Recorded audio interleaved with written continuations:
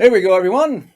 And we're live. It's a Wednesday afternoon. You're watching Innovation Fika with Donny, 2:30 p.m. Swedish, every Wednesday, like clockwork. Episode 88, Innovation Fika with Donny. Every Wednesday, I go live with an interview with a cool person, an entrepreneur, an alumni from KTH, somebody with great ideas, but always an interesting person that has something to add value to our everyday lives in this super short coffee break chat. Fika, of course, in Swedish, that means coffee break chat with people who are really interesting and that enhances your life. Kind of definition of Fika, sort of. I will just say that all of the recordings of my Innovation Fikas are on YouTube, and all of my written content, because I don't post daily, but I actually write daily about entrepreneurship and startups and inspiration and things on LinkedIn and so forth. They're all saved on my Medium page. So look for Donny S. Ligones on Medium and Innovation Fika on YouTube, and you'll find the soon 80, well, it's 87 recordings there now, and 88th this evening after this one. So enough about me, enough about that. We're actually here to speak to, again, as usually, a super interesting guest with this really interesting subject today. I will invite into the studio from Green Room, here we go, in Teo Härén. How wonderful to have you on the show today. Why, thank you so much. Nice to be here. The funny thing is that we actually haven't met for I don't know how many years, but it feels like I've sort of known you and your brother sort of had you in my life all the time ever since we did meet. When did we actually meet last time, you and me? I wonder if wasn't it at the TEDx event? No, don't say that, because that I think it is. This is actually a cool thing as well, because Teo was one of the founders of one of the first TEDx, the first TEDx event ever in Sweden was in Europe, as well. Outside of America, actually, yeah. Yes, the first TEDx event outside of America. It was 2009, right? I think so. Yes, I think so. Yeah. I think it was 2009. It was like the first event, and we were like, sort of, okay, what is this thing? And we were actually in your house up in the mid Sweden. Sorry, I'm talking about you and where you are, but let's back up and let's say, as we always say in the beginning of the show, dear guest, welcome in. Who are you and what do you do? Please give us your own presentation, your own words. Why? Thank you so much. Well, my passion and my interest for the last almost 25 years is the topic of creativity, especially business creativity, and that's why I'm so happy to be on this Fika Innovation broadcast. I have written 4 books on the topic of creativity, and I must have read like 100 or something. My first 18 years or something was mostly working with workshops and speeches, actually around the world. I think I visited something like 25 countries and teaching the topic of creativity to IBM, the Swedish Royal Palace, Nike, or whatever, schools, politicians, you name it, I was there. And the topic and the passion was to inspire people to become even more creative than they already are. Sorry for interrupting you, but no. This is the question that we hear is that, can you learn to become more creative? Oh, it's an interesting question. I have asked maybe 10,000 people that question from the stage. And I would say that 99% would answer yes to that question. So most people at least believe that you can become even more creative. Now, it's very hard to do studies on it because creativity is hard to measure and hard to define, innovation as well. So it's hard to give you proof in numbers, but I find it almost enough that 99% of people say, I believe so. And I think that's a good start, because if you believe that, you can start learning tools and give yourself inspiration. And in that way, I guess you will become more creative. But it's a hard topic. Yeah, sorry for interrupting your presentation there. I didn't. This is. We could do a separate Fika on that only. Let's do that. Let's schedule another one on that subject only. But okay, moving forward then, and then also but connected to today's actual subject then. Now you also run a retreat, right? Yes, I do. A business retreat, a place where you go to ponder over the ideas that you have. Give yourself kind of a place for your brain to relax and give yourself new ideas by not giving yourself more input, but rather coming to this retreat and shut the outside world off and meditate and relax. Uh-huh. Well, okay, but then I'll put on the hat of the skeptic here and say, but hey, wait a minute.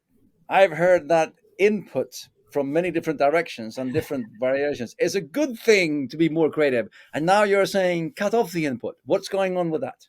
Yes, no, it is a good thing. And as I told you, my job was for over 25 years to do exactly that. But something happened like 7 or 8 years ago. And what happened was that people got their smartphones. And in the beginning, that was great because then you could give yourself even more input and knowledge and connection with people. But I would say 6 years ago or something, people started telling me, I don't want more input. I have enough, Theo. Give me space to think, give me time to reflect, give me not inspiration, but rather peace of mind, so that my mind can come up with something new with all the input I already have. And I think you would agree that today most people or many people are addicted to what the phone can give you in the shape of news and facts and inspiration. And so it is a good thing, but up to a point. And I find it very interesting to be on your show just today, but I would say that just now is kind of a tipping point where the world, our world at least, is shifting from give me more inspiration and facts to give me more inspiration and facts, but please also time to reflect. I mean, this is wow. This is so interesting and such an insight as well when we come to the point because I can just go to myself when I find myself being lazy in the sense that I can always pick up my phone and get an external stimulants into my brain. I don't have to think. I don't have to ponder. I can just feed me more brain dumping information, and I mean, it's like turning my head off by just adding. I can always pick up the phone. There's always something there, and it's very addictive as well. And but in your retreat or when you work with people, do people sort of happily hand over their phone and say, "Hey, thank you for here's my phone. I'll give it back to me in 2 days," or how does that work when we come to you? Yes, then let me answer that in two steps. But when people actually come here and we ask them to give the phone away, they are in a sense primed to do that. They know that they are going to a retreat. They want to do that, so they are happily giving the phone over, but giving us the phone. That said, after a day or two, some people might come and said, "I would like to, I need it back." But then we have a discussion and said, "What do you really need it for?" And most times they didn't actually need it; they just felt that they needed it. Yeah, The other answer to the question, though, is that when I talk to people outside of the retreats and tell them about the retreats, and yeah, for example, mention that part of it is being in silence with other people, not talking to them, another part is giving your phone in, it's so provoking to some people. They absolutely hate the fact that you actually just give an idea of giving the phone away, and they argue so hard why they yeah. don't need to do that.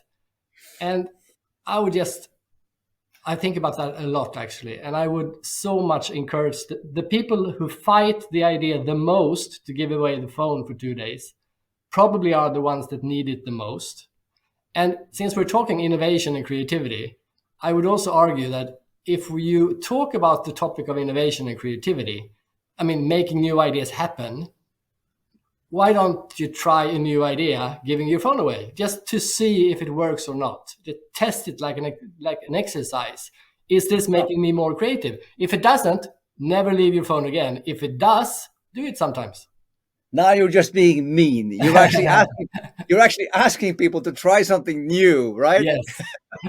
And most and, people and like that, but the phone is so strong, so it's hard for people. It's hard. but again, that's so it because and I know that we've touched on this before when we've talked you and me, but the concept of people that they think that they love trying new things, Yes. but it's like within the comfort zone of trying new tech or going to a new place or whatever it could be. But when you ask them to actually go outside of that, like, okay, well, fine, take away all tech then. Yeah. They go, oh, no, I'm not trying. That's not, that's not good new. That's bad new kind of thing, right? And another fun part of the retreats is actually that people look at retreats and rightly so, as a place where you are cut off, quiet, don't speak, don't give yourself input.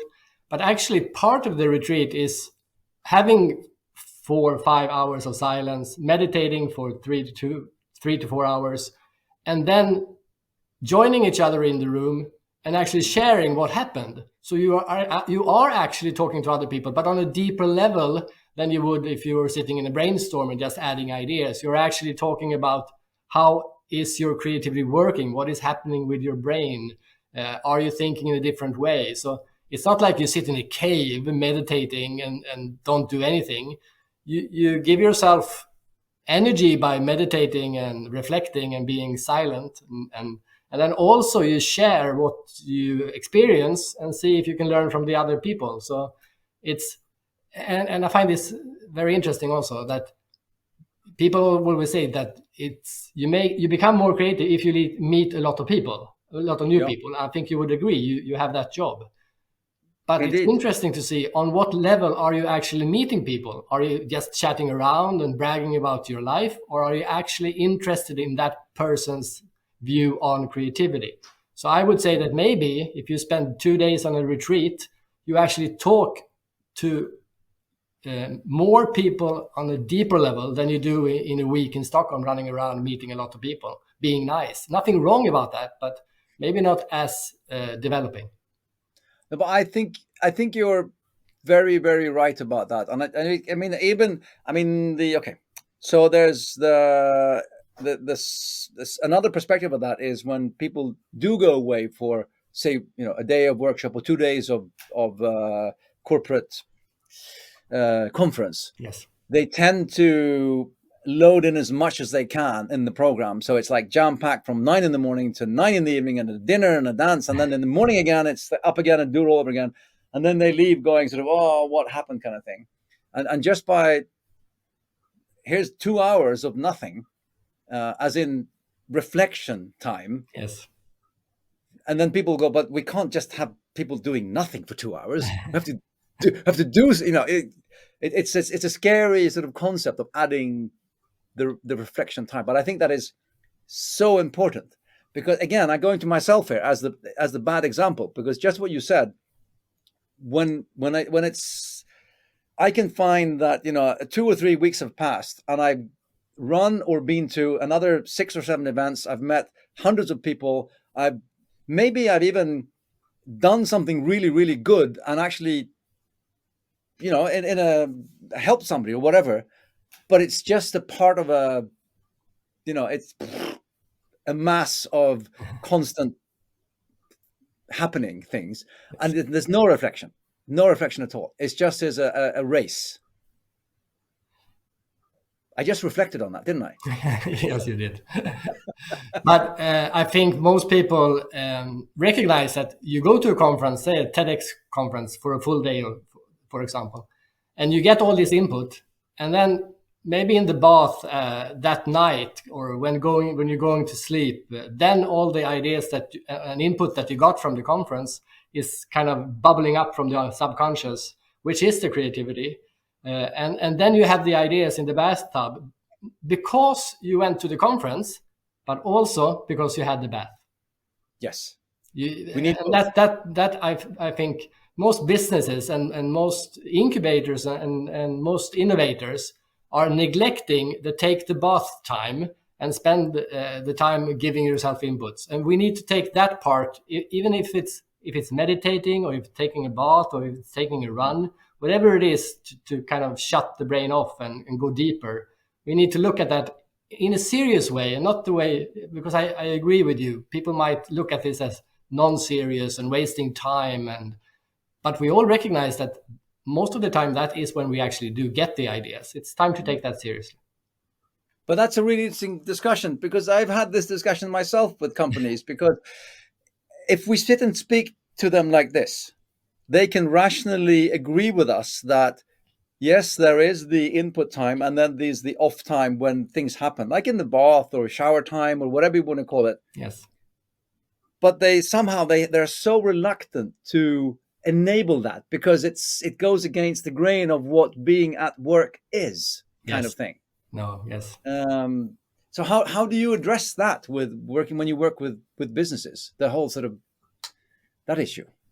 I found that the easiest way is kind of touching on what we just talked about, that they go to themselves and kind of realize that, whoops, this is where I get the ideas. So most people actually recognize and are comfortable with that, and say, okay, I do that. And the hard part is convincing them that you do it, so other people do it as well. So maybe you should come as a group and discuss this together. It's harder in that way, but there's no easy answer to that question. Actually, it's very different. But then again, I'm coming back to what you said before as well. I mean, I'm guessing that the people who've sort of signed up to come up to your retreat and be there, they've already sort of mentally there. I mean, they're all sort of, yes, I'm buying into this concept. Which of the people do you feel that probably need it the most are the ones that are, most furthest away from you? I might not answer your question really, but I do think that this is kind of early. I see a change right now, and I would say we are early on this curve with how many people are able, interested, and committed enough to look at this part of business, the retreat business. So I would say that don't rush it. Don't force people that aren't ready, that are still stuck in the old, that we need more input and information all the time, and that's the problem. And start with the people that are early adopters in a way, and there's enough of them. And if we give them a chance to look at this part of business, retreat, reflect, rethink, I think that's the way to address it. Don't force people that aren't ready, but give the chance to people who actually are. And I think many people will be inspired by them when they come home and have learned about their creativity, have given themselves knowledge and depth, and start changing the way they live their lives, and become more creative. Other people will kind of look at them and say, I want to be that person too. Mm-hmm. Yeah, I mean, maybe I'm just come, Donnie. Maybe I should come. I'm just nodding here because there's so many things that just rings true, and you don't start with the hardest impossible sell. You start where you feel that you can get something going, and then the rings on the ripple effect on the water, it will spread, and then people will see that it actually works, and then they will warm to it, and then they will, and they'll come to it once they see that it works, kind of thing. So I completely agree with that. I'd happily come. I can tell you again, to myself, sorry for interrupting you there, but had you asked me like 3 years ago, I would probably have said, no, I don't have time. I don't have mental time capacity to actually go there and feel comfortable with relaxing.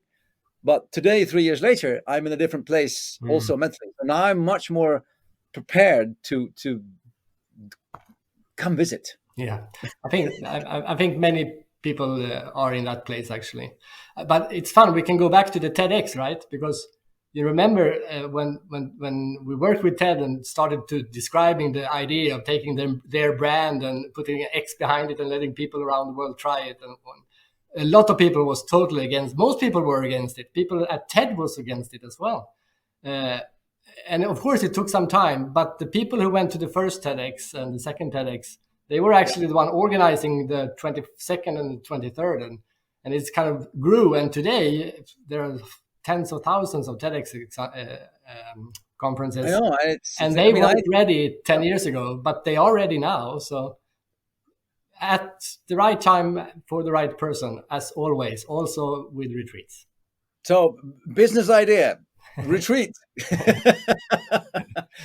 You hear it from Teo. You heard it today. Perfect. I'm looking at But the timer. if Yep. I can say, I must say that with all the work I have done so far with business creativity, I would say that this is the most rewarding. I could actually Yeah. see the change in a way that you didn't really see when you were on the stage talking to 200 people. Of course, there were people getting inspired, but now you actually see people growing in creativity, and I find that very inspiring, actually. I can imagine that. But just enabling the time away and actually giving people helping them get the gift of being with themselves and Yes. reflecting without the added another bunch of inputs. And then, of course, as you said, it's an active retreat though. It's not just it's not an ashram where you're quiet for 3 days. You're actually meditating and then you're actually reflecting on that together with other people. So it's an active component as well. And maybe I should add now that I'm the biggest fan of inspirational days and inspirational conferences I know. and Fika, Innovation Fika, and TEDx events, and I love it, and I absolutely love that I can sit here in the countryside in a mansion and get all that input. But I must say that to be able to just pull the plug and go sit by the lake for an hour, it adds an extra dimension. I know I know that you always say, but we've talked about it. You've said that creativity isn't necessarily a place either. It's No. it's connected more to a person. So you can, especially the pandemic has shown us that you could actually be more or less anywhere, speaking to more or less anybody. Yes. You don't have to be in the same place as in a city or at the office if it's not where you should be at that moment, of course. I know that's a big thing you talk about as well. Yeah, I find it I find it mind blowing actually how the possibility to be creative has been democratized by the internet. That in a way of, I mean, 15 years ago, Stockholm was the creative place in Sweden, and today it could be me sitting outside Gävle, you're sitting in Stockholm, and we could talk to someone sitting in the north of Sweden. It's been today, the difference is not in where you are, but how you choose to live your life at that place. Of course, you can live in Stockholm and never get new input and never reflect and never be creative. And of course, you can live in Luleå or Kiruna, and you can choose to take in input from the whole world and talk to people all over the world and give yourself a lot of inspiration and meditation, and you could live a great creative life. So it's Yep. not about location, it's about choice. Yep. We had this is a live show, so we always have people asking questions. Here's one from Tom Magnegård. Hey Tom, good to see you online. Can you give us some good examples to ask while being on retreat? Whew. Okay. Do we have Example of a any good question to ask while being on a retreat.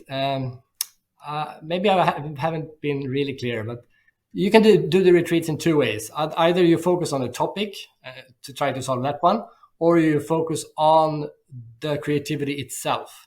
And then you don't have a specific question to ask or a problem to solve, but rather you look inside to find your way of using your creativity, kind of getting to know it and then grow it. But you could also have a retreat where you focus on one question or one problem or one product development launch or whatever. And that's two different ways of using the retreat. And I should say also that a retreat is nothing new, obviously. For literally thousands of years, people have used retreats all over the world. And there are like blocks you use, like sitting in silence, meditating, using music, not talking to other people, being reflecting and writing, and using a lot of tools that we have learned literally 100,000 of years. And what we just do here at the retreat shortly is that we use these blocks of retreat knowledge and you put them together and add business creativity. So it's just using knowledge that's been around for thousands of years, but in a slightly different way. Yeah. Very good. Look at the timer. It's 5 to 3. This is the world's fastest 30 minutes. And I know we never leave our viewers without the guest giving us some good and instructive tips and tricks. So, Theo, please share with us your top 3 tips when it comes to either reflecting or how to enhance innovation through reflection. Give us your Yes, I must say, since I started educating myself in meditation, my number 1 point would be meditate. And people think that you have to do it in a different specific way, or the right way or the wrong way. You can't really fail. You put 30 minutes and you kind of Google what it is and you start trying it 5 minutes a day or 5 minutes a week. It's always a mandatory tip. If you watch this, go meditate for 5 minutes. And could I ask just, why don't you do it right now? You watch this talk for 25 minutes. When we're done here, don't go straight back to work. Turn the computer off, shut off your phone, and take 5 minutes to meditate on what we just talked about and see what happens. Fantastic. Yes. Number two is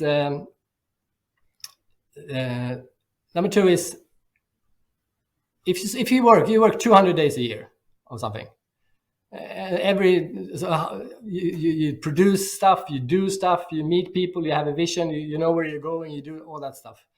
I would encourage you to take 2 days. Obviously, I would, because I have a retreat. But take 2 days a year and reflect on what am I doing the other 99% of my time. Because if you just spend time doing things year out and year in, and it's the wrong thing, it's one of the most unproductive things you can do. So take the 2 days. You don't have to go to retreat, but you go away from your home, you go away from your work, and you reflect on, am I doing the right thing? It could be, should I change my job? It could be, should I divorce my wife? But if you never ask those questions, you might live with the wrong wife, having the wrong job, just by doing the same thing over and over again. And I actually think that in 10 years, companies will compete to get talent by offering maybe 6 weeks vacation and 2 days reflection. I think they will look at it as a perk, where the winner would be the employer, but the employee would feel like it's a good thing for them as well. That's another really good tip. Of the 200 days you're working per year, spend 2 days to reflect on the 198 days that are still there, actually, to work on. Very good. Yes. And then I would say they're all connected and kind of narrow now, obviously. But I would say that we talked about taking the phone away, and I would encourage people to take 2 days without gadgets. But the 2 days before that, I would encourage you to double your input. So for 2 days, you do twice as much online than you do on an average day. You go to websites in China or Sri Lanka or Japan. You read books that you never thought about reading. Maybe you call a friend you haven't talked to in 10 years. So you give yourself a lot of new input for 2 days, and then you take the gadgets away for 2 days. And then on average, you would have given yourself the same amount of screen time and reflection as you would have, but you kind of divide it and say, okay, a lot of input, no tech, and see what happens. If nothing fun happens, then we do it again. If it does happen, you have a nicer life. Wow, that's a really, I'm going to try that one. Yes, I have a fourth one as well, since this is an Innovation Fika, and I call this 5-55. So if you are going on a brainstorm, you might argue that the brainstorm is the opposite of a retreat, because you're sitting with other people, you talk a lot, and you kind of have high energy. And I love brainstorms. The retreat is the opposite. It's like it is a brainstorm. A retreat is a brain stillness or calmness. Yeah. So I would encourage people, the next time you are invited to go on a brainstorm with people for an hour, put 5 minutes away before you go and meet the other people, where you reflect on the problem that you're going to solve on the brainstorm. And let the other people that are coming to the brainstorm do the same thing. Sit in different rooms and different places and just reflect for 5 minutes. And then instead of having a brainstorm for 60 minutes, you have a brainstorm of 55 minutes. And then you come to the brainstorm with different input and depth, rather than just sitting with a high energy and kind of bragging of your ideas. So this is the 5-55 brainstorm instead of 60 minutes of brainstorm. It's very concrete and easy. And I think most people that try it like it. So you try that as well. Teo, a true creativity expert that I mean, seriously, I mean, you've been working with this for so long and you've written, what, 5 books on the subject? 4 books, yeah. 4 books on the subject. So if anybody knows what they're talking about, it's Teo Härén. I can promise you that. And also really interesting to hear. And I mean, again, I'm learning so much from these conversations that I have with people every week as well. It's fascinating. Thank you so much for spending time with us. Thank you for being on the show. As everybody knows, this will be recorded and you will find it on YouTube. I'll repost it on LinkedIn as well. But I will say thank you so much to Teo, and I wish you a very Merry Christmas to you and your family. And I will see you online probably shortly again sometime. But I will also come up and visit you in Gävle. I promise to do that. Yes, brilliant. After New Year. I will. Thank you so much, and thank you everyone for watching. And bye for now.